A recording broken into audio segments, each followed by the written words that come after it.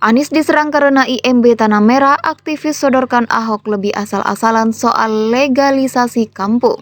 Karena semua juga paham, Anies saat itu belum ada pengalaman mengelola daerah, apalagi ibu kota Jakarta.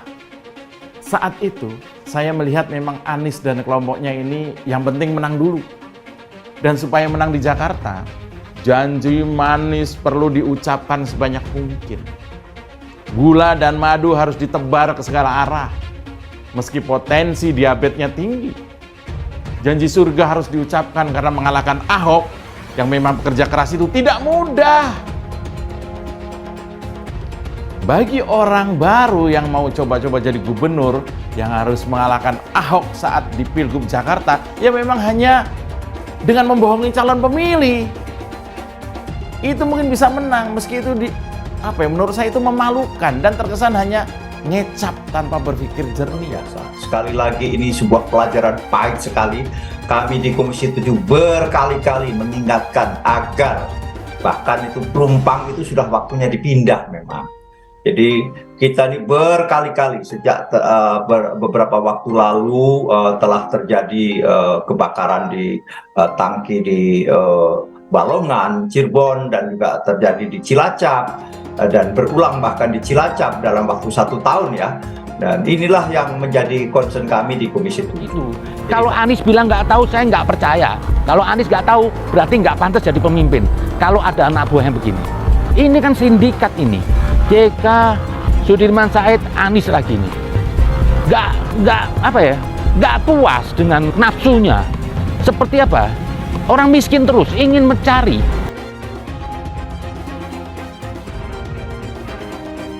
Belakangan ini heboh izin mendirikan bangunan berbentuk kawasan yang diterbitkan mantan Gubernur DKI Jakarta Anies Baswedan kepada warga Tanah Merah Pelumpang disalahkan.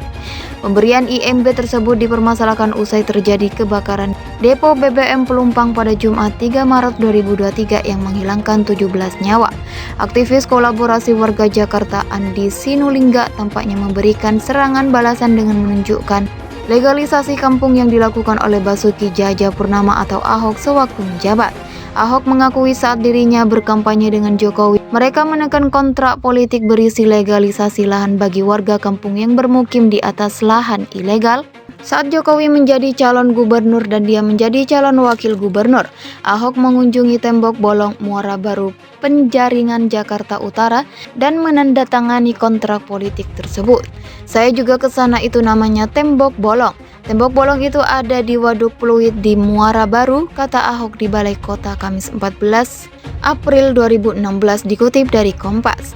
Diakui Ahok, ia dan Jokowi menandatangani kontrak itu saat belum mengetahui jika wilayah sekitar Waduk Pluit merupakan area hijau. Kami kan nggak tahu bahwa itu lahan hijau, ujar dia.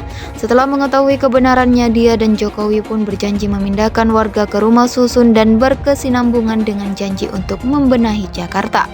Menanggapi hal tersebut, Andi mengatakan sebaiknya jangan berjanji jika tidak mengetahui seluk-beluknya. Dan seandainya sudah berjanji, maka harus bertanggung jawab untuk menepatinya. Kalau tidak tahu, ia jangan berjanji. Kalau berani berjanji, ya harus berani tanggung jawab untuk menepati. Begitulah seharusnya laki-laki, ujar Andi dikutip WE New World dari Twitter pribadi pada Rabu 8 Maret 2023.